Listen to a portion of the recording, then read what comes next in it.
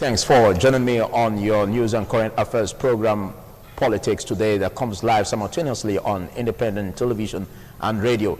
And the purpose of this is to sharpen policies, thoughts, opinions of the people as regards the government, and also to ensure that solutions are brought to the very nitty-gritty problems that are affecting the Nigerian polity. And being that as it is, we've been in the whole festival of the polls, looking at the festival of democracy that brought about electioneering. And before the electioneering process, there were opinions formed, predictions about how the electoral process will go based on historical facts and issues that emanate from the polity we call Nigeria. And being that as it is, we had a festival of democracy cutting across the 36 states of the Federation. We had the presidential and national assembly elections that was billed for February 23rd. And then we have the governorship and the state house of assembly elections that was billed for March 9. All of this, well, left some bruises, left some wounds on the minds of some persons. We had issues of overvoting, and also violence and the ballot box snatching, in spite of all of the promises made by the president on ensuring that ballot box snatchers are dealt with ruthlessly by the security agents. But well, we look at this and the whole essence of the electoral process, the democracy that we have in Nigeria, putting in vis-a-vis electoral integrity and telling the 2019 poll story, how that was able to birth electoral integrity and the opinion coming from the minds of the people of the Nigerian country on what the election came up with. Well, we'll be discussing this alongside some distinguished personalities, but to start with, I have a politician with me, and it is Ahmed Momodu. Many thanks for coming, Ahmed. Thank you, Philip. Good morning, viewers. As the program progresses, we'll be having an opportunity to also speak with the ASU chairman, UNIBEN, Professor Julius Iyasele. That is any moment from now. We'll be having a chat with him also. And we'll be discussing with a public affairs analyst, Osaige Godsent Aaron Sir. But well, in the course of the program, it's expected that you call in because it's all about you, and you ensure that you are civil in your presentation. And as soon as the program progresses to a point, we will be writing the numbers on the screen that you will be calling us with. And also for our listeners on independent radio, we will be calling out the numbers so that you can participate on the program.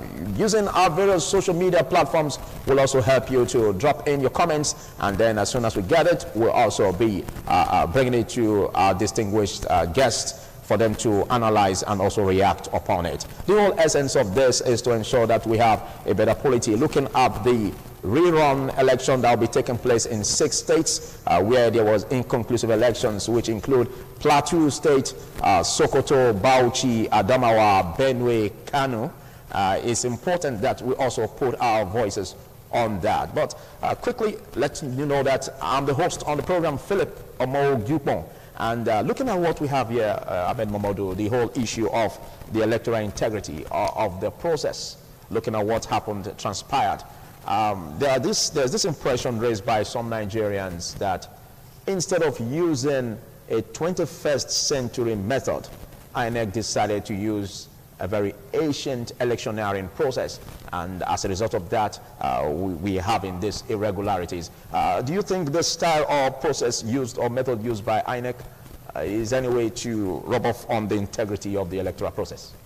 No, Philip. First of all, let me start by saying that progress is incremental. We need to understand that the history of the action of elections has taken place from 1999 up till date, roughly about 20 years. And in that period of time, we've seen an incremental change in the processes of the election, how it is conducted, and the outcome. So to put a blanket and say we are not using 21st century technology is very unfair, because INEC had to overcome a lot of challenges to get us to the point that we are. So I would suggest instead that we sit down and look at the issues find out where changes can be made, improvements can be made, improve the system, improve awareness of the electoral process, have more people come out, and then a more robust democratic ethos will be entrenched in our system. Okay, but if we look at the Electoral Amendment Bill 2010, that was given to the president 2018 rather, that was given to the president for his assent, which he refused. Don't you see that amendment bill for 2018 as very, very crucial in making sure that the present-day technology is affected in the electoral process? Well, but the amendments did not remove the card reader from service. It only sought to change some of the processes that were supposed to be implemented. And the president and his advisors, in their wisdom, saw that it was too close to the election to allow these changes to come into effect, and they might affect the procedure of these elections. And so they decided to put a hold on it, and I don't see that as a problem. To my own understanding, I would rate INEC in the range of 60 to 70% success in these elections. And the conduct of this exercise? Yes, it was keenly contested. The results are coming out. There is widespread acceptance of the results. So I think INEC did a good job, and we need to sit down, analyze where the issues are, and see how we can improve on them going forward. Well, it's quite important that we bring up the other side of the argument, looking at the whole essence of the electoral process, how fair it was, and the performance of INEC in this process. Amin Mamodu is given a scorecard, which is quite interesting. But, well, let's get the viewpoint of another distinguished guest, the chairman of ASUU UNIBEN chapter, Professor Julius Iyasele. Thank you for coming, Julius. Thank you this morning for having me. Looking at the whole process, looking at the integrity of the electoral process, some argue that the reason we have these irregularities is because INEC decided to still use the old method of electioneering in the 21st century. Do you agree? What that means is that we have agreed we have irregularities, which is absolutely correct. The definition of the 2019 Nigerian presidential and state House of Assembly election clearly depicts irregularity. That is, you can't take that away. From A to Z, so many things happened. From the beginning of postponement to the last of the killing and raping and carrying of ballot box and all that shows absolute irregularities concerning the election. But that it is the process that we have gone through that is the reason. Holistically might not be, because whatever system you are going to bring, human beings will be there. So I cannot adduce it to that simple fact alone, or factor alone. Is a conglomeration of factors that were responsible for the sham. Okay, let's look at the 2018 Electoral Amendment Bill Yes. that was given to the president, Yes. which he refused Yes. assent. Yes. Wouldn't that have also gone a long way to To some sanitize extent, the process? it would have controlled. The main thing that would have even going to do was what happens after the elections. Like, people are now heading, so many are heading to the court.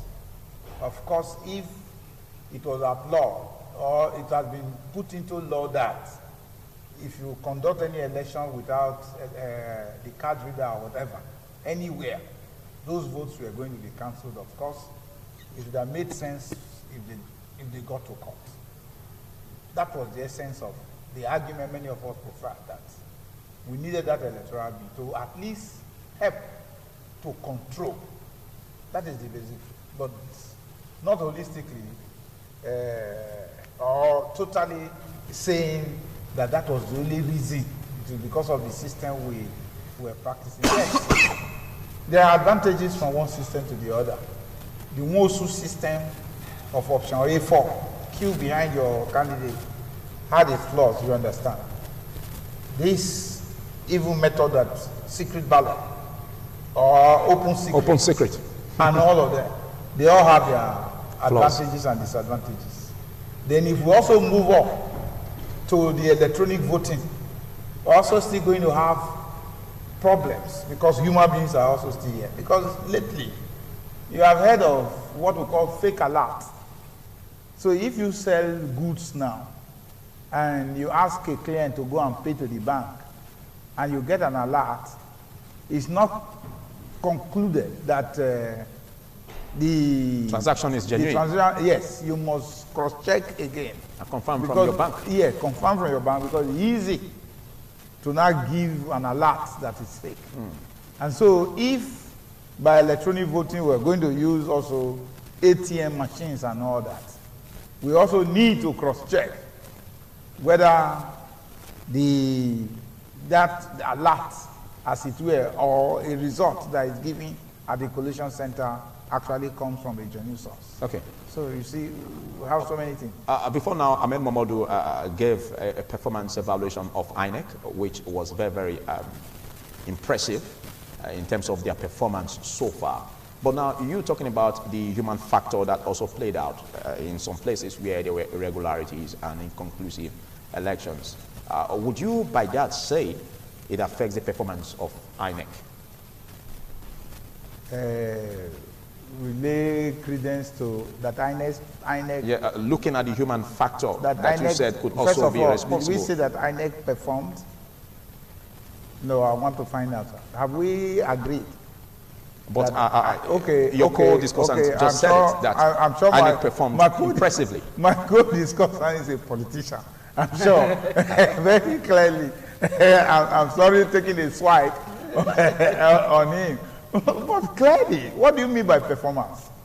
If election that you conducted or an action that you conducted is visited with a lot of gory tales, sham, stories, and all that, what do you make out of that? Somebody somewhere was speaking and said he gave that INEC here was 25% mark to our INEC. For his performance? Is that a pass mark? Let's look at it now. From the beginning, there were cancellations of this thing.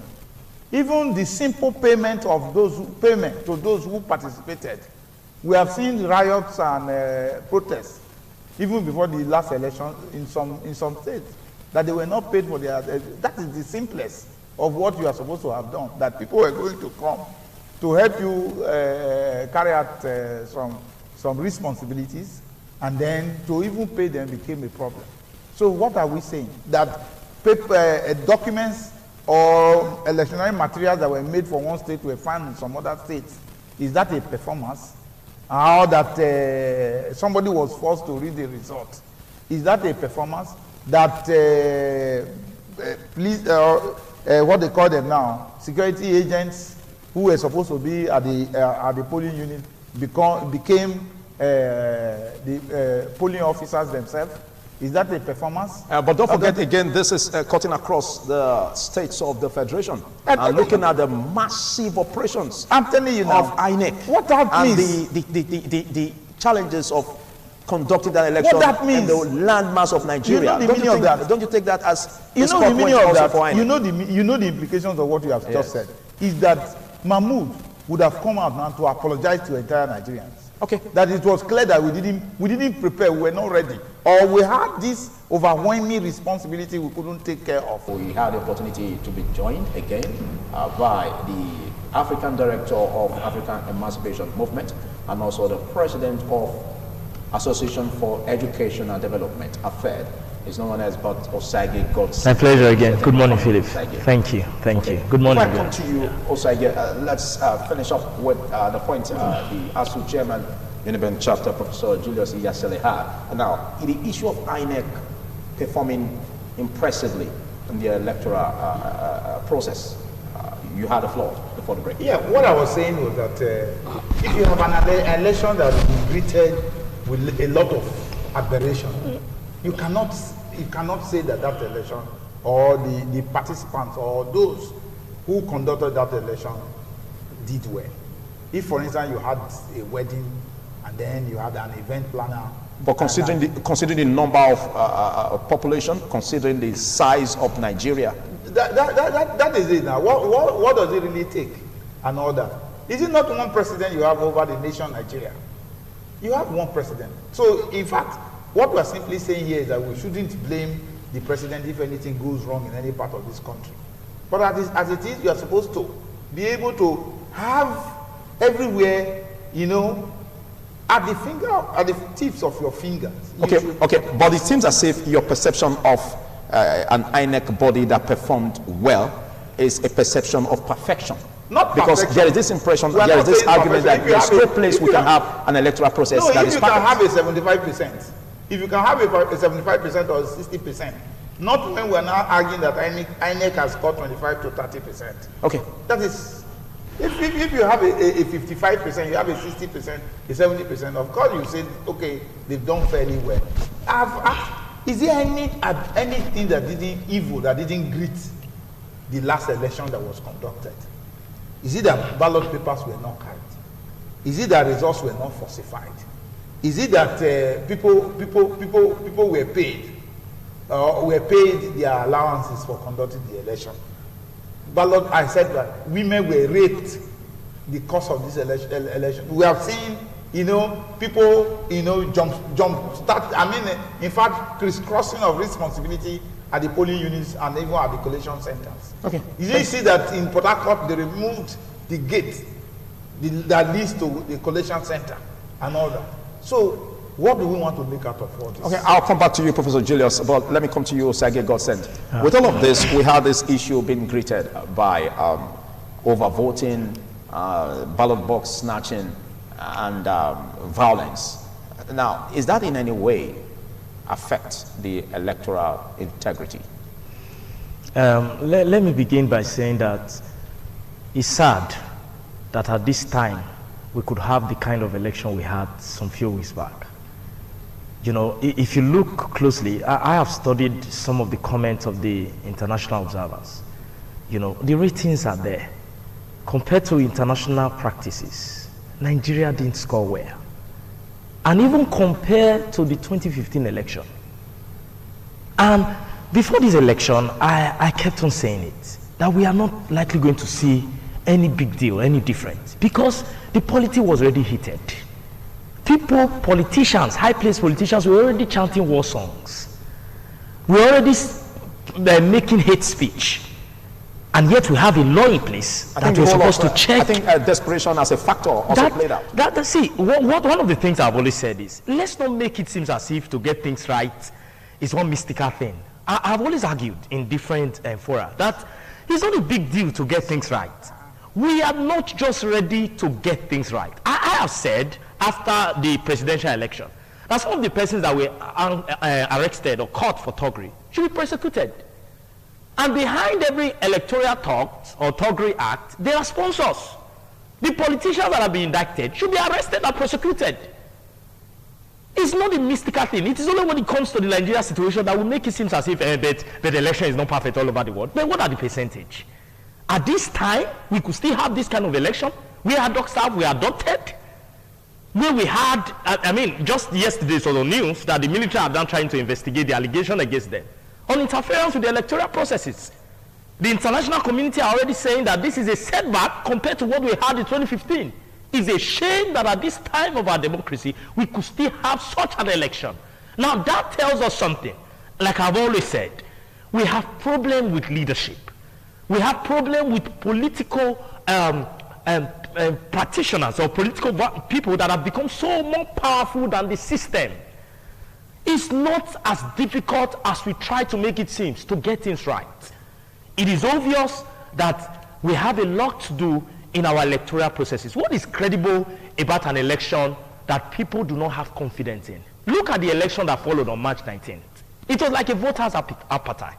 You know, a lot of people boycott the election because the ordinary Nigerians seems to have lost confidence in the system. And it is the duty of leadership. Like I said after that presidential election, I said this present government has the responsibility to reclaim the confidence of Nigerians. We cannot continue like this and continue to excuse our shamefulness Let me to pause you there. the international community in the name of we are third world country. Let me pause you We there. can get things right if we have the political will. Thank you. Amin Mamadou, you've been following the comments made by the other co-discussants. Yes, and this whole issue about irregularities scoring INEC really was greeted with a lot of displeasure. Yes. Now, what do you make of that? And mostly looking at the involvement of the military in this electoral process. Well, let's take it one at a time. About scoring INEC, I personally, like I said earlier, I rate INEC 65% because we had a massive logistical nightmare that INEC somehow managed to overcome to conduct the 2019 election. We're talking about polling units spread across Nigeria, 192,000 polling units spread over the face of Nigeria. We're talking about voters, the actual thumb-printed cards. They were in excess of 148 million that INEC presented and sent across the face of Nigeria. We're talking about INEC that is not in control of many of the functions that the electoral process has burdened it with. It's not in charge of security. It's not in charge of finances. Most of the staff are ad hoc staff. And a lot of these things are out of its immediate control. When you are talking about the logistics of moving ballot papers alone, you will realize the enormity of the task that INEC has conducted. Okay. So even though I agree that there are a lot of things that need to be corrected, by and large, INEC has discharged the functions it was given, and it has done so well.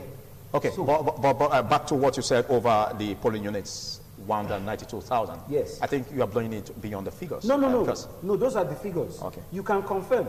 There were 192,000 polling units spread across the face of Nigeria.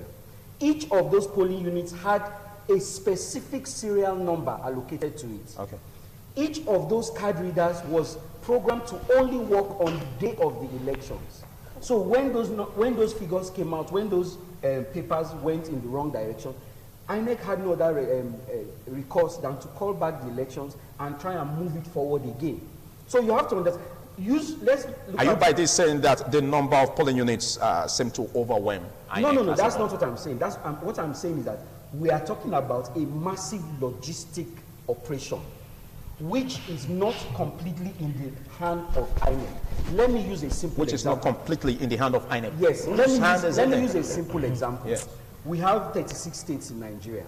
We are supposed to have airports in most of those states. Do you know that as of today, only 8 of those states have instrument landing systems, which means flights can only go to those states before 6 o'clock in the evening. And yet, those are the routes through which these ballot papers and these voters card, the card readers and co, had to be deployed across the 36 states. So we are talking about things that were beyond the control of INEC. I am not excusing INEC, but I am saying that we need to factor in the work, the responsibility, and how it was supposed to be carried out. Those are the factors that may have hindered INEC in the the conduct of this election. Okay, but if you say that as such was beyond the capacity of INEC, does that not also tell the loopholes in the present administration towards preparation for this electoral process? There are loopholes. It is the responsibility of government to identify the loopholes, and INEC, that's what we call a post-election audit, and find out how we can better conduct INEC. But I understand my co-discussants. We have a general doomsday approach to things in Nigeria. If it was that these things, if you cannot say the elections was not successful when you have the results of those elections coming through and widespread acceptability of those results. Yes, there are a few places, but we have to understand. Take, for example, the makeup, the political makeup of every of those 36 states. Philip, we have these states divided into 3 senatorial zones. And the general outlook is generally that the governor will come from one zone, his deputy will come from another zone, and the third zone will be a battleground. And that is the result that you are seeing. Generally, when you have inconclusive elections or inconclusive results, it's because of those contending factors. You have 2, it is always like that. It is all on all the states of Nigeria. The governor will come from one senatorial zone, his deputy will come from another zone. The last zone will be the battleground. That is where they always have to fight for the votes. And the expression of the people telling you, we want this person, there is nothing wrong with having results that are so closely matched. It means that these people are telling you, we like this thing from this person, we like this thing from this person, and we are trying to find out how we can best choose the one that is best for us. Instead of us to sit down and keep on saying, we are having bad elections. No, look at the voice of the people. Okay, but let's look how the military involvement played out in the process. Because some are saying that the military, even some international observers did say, like in Port Harcourt, in Zamfara and some other states, where the military prevented them, as alleged, from from observing the collation in the collation centers. Is that supposed to be so? That is not supposed to be so, but like you rightly pointed out, the military high command has come out to say they are conducting an audit, there's an investigation. They've set up a committee to find out exactly what happened in those places. In the collation centers where they were well, prevented? Philip, all these are allegations. Yes. Now this commission and this inquiry is going to point us in the right direction of what happened. Before these men were deployed, they were given specific orders on the conduct and their behavior around these things. So now if there is anybody that went contrary to that, they need to find out who did it, where those instructions came from, and the full weight of the law will be brought to bear on such individuals. Okay, thank you. Professor Julius Iyasele, I believe you have a reaction over this. I quoted Abraham Lincoln in the past, that if you give a man a machete to bring down a tree for 5 minutes, what you need to do first of all is that we spend 3 minutes planning and use just only 2 minutes for execution. If I was to do the work of an INEC chairman, the first thing to do is to draw the organogram of job description. Draw the organogram, next is the flow chart, and therefore the transportation of materials to the 192,000 polling units. Different flow chart for different transport of material, depending on the intricacies involved in those materials, or how delicate they are. Listen, you have multinationals, even from outside the country, that distribute products across the nook and cranny of Nigeria. You have a product that developed in America and is everywhere. Do you know how many depots? I had worked with private companies in the past. You know how many depots that these people are in charge of? A man is able to monitor even his trailers on the road from his office and all that. And we are saying in this time and age that we cannot conduct election, because I don't want to paint a hopeless situation that we can't get this thing right. It's a very, very simple job. If people come to take responsibility, if people agree to take responsibility. All right, let's see the rerun elections that will be done in 6 states. We have Bauchi, Benue, Adamawa, Kano, and Plateau, and another state. Now, looking at this, the Benue Youth Forum has already started saying that the whole issue of INEC being under pressure to declare a certain political party winner in the election is playing out in Benue, and they're raising this alarm. What's your advice or impression about this? Of course, you know, before we started, before the cancellation, or is it the 19th general election, you know, people fingered that there were states where elections were going to go on, and there are some others where that they have planned elections never to go on, because the ruling government wants to bring their full weight into some of those areas to be able to win the election. But those are allegations anyway. The allegations, those suspicions are on. And so that is going to heat up the coming conduct that is going to hold a few days from now. Like putting the state resident electoral commissioner under pressure to announce results in a certain way? Yes. PDP had announced a red alert, even over Bauchi, and said they have information about the number of declared votes already, and that they are also getting information that INEC want to further cancel elections in some more local governments. I'm supposed to say that that is where even Mahmoud comes from. You have heard Dogara openly on air warning Mahmoud and all that. So it's going to be a repeat of Osun. The hit there. People already believe that a political party was going to use the Osun model. That was why they insisted that elections must go on in all the states of the Federation. Okay. So now that you have some left, of course, they will want to counter that Osun model.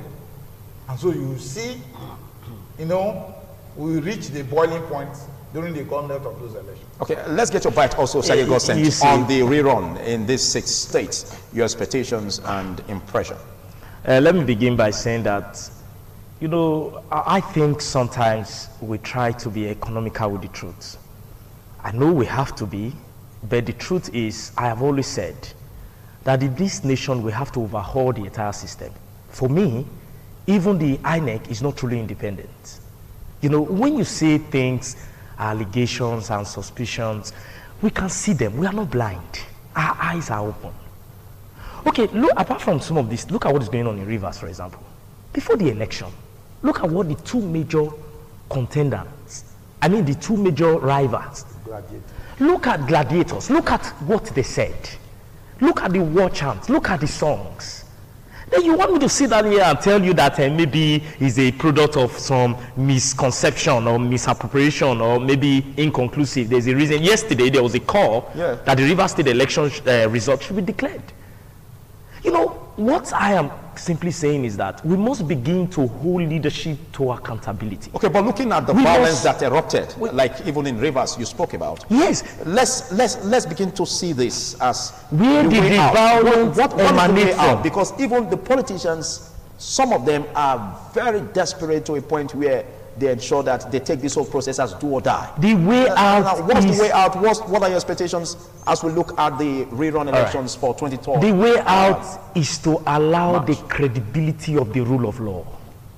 No matter your social status, whether you are in a ruling party or you are not in a ruling party, the rule of law in a democratic setting must be the overriding principle that drives the system. But we politicians hear that. That's what I'm saying. How do we contain the problems emanating from some politicians over political thuggery? Because violence that's the reason. You are calling me into my mission.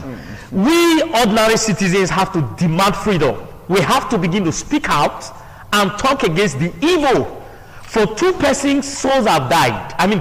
Lives have been lost because of the ambition of somebody to take over the rulership of the state. Then you think I should be here and try to be economical with you when they said the same thing before the election? But isn't the what I'm trying to say in essence is this. Isn't the government security even the government security are being indicted. They're being indicted now. See, I said, Phil, there's a loss of confidence in the system. The so-called wrong, some political party, take it or leave it, whether you take it as true or allegation, are already saying things like it's a calculated attempt by the ruling party to seize power by all means. And see, in every rumor there's an element of truth. We must begin to ask ourselves, what is democracy? What do we mean by liberal democracy? What does it mean when we say people should be allowed to elect their leaders? Do you serve the people by force? Now, I've always said on this platform that what we practice in Nigeria is not democracy, it's partisanship. It's a partisan democracy. My party must be in charge. It doesn't matter who gets injured and who gets hurt. I am trying to say, in summary, that the rerun election, INEC must do the needful, then the security agent must do the needful. Because generally speaking, to the average Nigerian, there is already a loss of confidence in the electoral processes. Now, INEC have the opportunity, and also the security agencies. Don't forget that this is the highest budgeted election, an election that was prepared for 3 years. You already have your mapping of the whole country. You have opportunity to get ad hoc staff, yet we still have this massive failure. Now, what I'm saying in essence is that the security agent must begin. But I think that's your opinion. Yes, that is my opinion. But Philip, we must be on the move to rescue this nation from the hands of overzealous politicians. Trained after the cancellation in some places. In my university here, they came training ad hoc staff after the first cancellation. What were you going to use before I saw vote buying. Before I come back to you, vote buying in my own polling unit. Thank you. You made before my face. You made your point, Osage. Before I come back to you, We have to reclaim this country. This is just to let you know that it's all about you also participating. Let's get your viewpoints, and you have to call the number 052-290-573. Well, coming back to you, Amin Momodu. Now, there is this great expectation that in these 6 states that we are having the rerun of the elections, that there shouldn't be a way where INEC will be under pressure to declare results in a certain way to favor a certain party.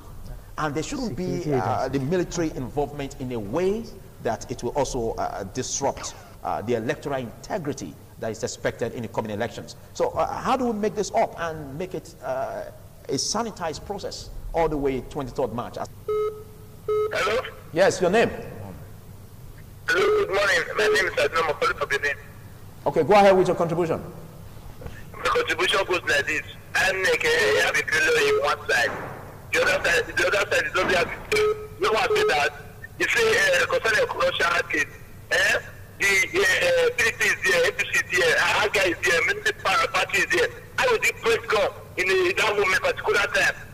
You declare corruption, say it's a million, corruption party side, PDP party side, the other party side. Why is not give you this certificate and go to court? Okay, let's go like this. You, the other one say that it is department secretary. That's why I said that. Okay, who is the person that win that make it to declare the other one is winner? Make sure let Nigeria know.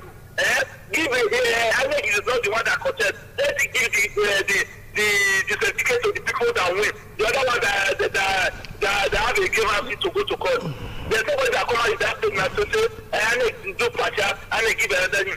There's no I don't know the way INEC want to conduct it. I don't understand. The INEC I don't know. I don't understand it. Okay, bye-bye. Thank you. Well, that's one of the callers venting his own opinion in that respect. And if we go that properly, he's really expressing displeasure over the operations. Well, get us your name. Tell us your name and where you're calling from and contribute. Yes, Mr. Sajibari calling from Benin. Go ahead with your contribution, please. Okay. The issue of suspending reverse election, the security should give the citizen a fair security there, so that Nweke should not mobilize. Because when you see the way Nweke is behaving, he's acting like an Alagbero. So army should be on ground there, so that we'll be able to protect the land of the river. So that's what I say. That the person Nweke is behaving, he wants our army. So that's Thank you, caller. Thank you, caller. Well, we hope that the results of River State will be trickling in. We have some reports suggesting and making that promise by INEC that they will soon release the result on that as soon as they finalize the inquiry that they are making on that. Well, hello, caller. Tell us your name. Yes. Hello, caller. Hello, good morning. Hello. Yes, your name and location, please. Hello, good morning. Good morning. Your name and location. First off is my name. I'm calling a result of your program in the television, which I'm watching right here in my house. Okay, go ahead. I'm going to put my contribution is going to be in 2 ways. First, I want to say on the issue of the election that was held that has to do with the gubernatorial election. Why is it that it is all the PDP one state that is inconclusive? That is one. There was this news echoing here and there that there were a lot of mobilization, that people were being mobilized from here to Cross River and Port Harcourt River, precisely. And even we saw it on the social media, though they said the news of the social media is not true, but in the city of Benin, I can assure you that more than 5 persons that went for that mission is not back. Even they make a confidential statement that the person comrade Tony Kabaka was the person that said. Oh no, well, there's no need to mention names here. Thank you. We got your point. Thank you very much. Well, I think from the synopsis we can generate from the calls here, there are various complaints about the way the electoral process went. I think, hello, I think that should be our last caller for today. Good morning. Tell us your name and location, please. Hello? Good morning. We can hear you. Your name? Yeah, morning. My name is Jay, calling from Jay. Okay, go ahead with your contribution, quickly. I want to thank the discussants, the independent ASU chair and the other young ones, not the politicians, because he has acted as a Nigerian politicians. I think I want to suggest the country, in Nigeria as a country, we should sell it, sell the entire country. How do I mean? British gave birth to us. You can't do what this country today, that what they did to us, we can no longer continue with the country that they should take over. In regarding to the elections, it's a chance, and it's a shame for Nigeria as a country. And I feel this way, with the politician will just sit down and say all is well, all is not well with us. Where do we go from here? For INEC, perform zero for me, and this is what we are going to be having. And nothing is going to be also different from the government circle. That is my contribution. Thank you. Thank you. I think that's the much you can take on that. Well, these are various contributions, and for the last caller, he also expressed his displeasure over the way it went. But let's set a pace, an agenda for the rerun taking place in 6 states. Yes. Let's understand that we're supposed to have had 5 elections, Philip. We've had the presidential election, which has been largely successful. We've had the National Assembly elections, the Senate and the House of Representatives, which has been largely successful. We are now going through the state level, which is the governorship and the state houses of assembly. So by and large, we have to understand that holistically, we have taken different levels of these elections down, and now we are coming to the lower rung of these elections. And hopefully, as things progress, we'll be able to look at the areas where there have been challenges, and going forward, we'll be able to highlight them and bring them to the minimum possible, so that the voters in these places can come out and express their will. Thank you. Quickly, just a minute to go on this. ASU Chairman, well, we have the issue where we have 24 over 24 for Edo State. Quickly, in 30 seconds, your comment on that. I want to congratulate Obaseki, the Governor Obaseki, and I also want to tell him that he should continue, because I'm on a platform where people actually argued, where people were asking everybody to give him majority of the House because of his policies in the state. In fact, I was very, very pleased. And I thank God by yesterday how he has come up on air to now thank the people of Edo State. Okay, but having 24 seats won by APC in the state, is that democratically sensible? Well, of course, for the state let me tell you, we've not been working with manifesto. So we won't say that there's any party running counter to any manifesto. So it's individual ideas that are going to play out in the State House of Assembly. Okay, thank you. The outcome Osage got sense. Anyway, I know some aspirants that didn't win are also raising eyebrow and accusing the process. But what I want to say is that if the will of the people says they need these people back, fine, you know. But I am also aware that in democracy, there's need for check and balances, you know. But I want our people to realize something. There's something I like about the politics of the advanced world. Like Donald Trump, for example, you can have the Republican asking him to step down, irrespective of whether they are the same party man. Okay, so you expect to play out to bring about balance in governance, in check and balances. Okay. Yes, we don't expect the 24 honorable members of the House of Assembly to become one-sided. A constraint to the yes, executive. Because it's the same party. Okay, they must speak for the people, because the people elected them to represent their interests. Thank you. There's been this rubber stamp approach to governance using the State House of Assembly and the executive. Do you see this 24 seats being won by your party as promoting that? First of all, let me congratulate the governor and the people of Edo State for their mandate. But let me also point out that this new House of Assembly that is coming in is going to operate on the autonomy that was granted them when they voted the last time for autonomy for the state houses of assembly.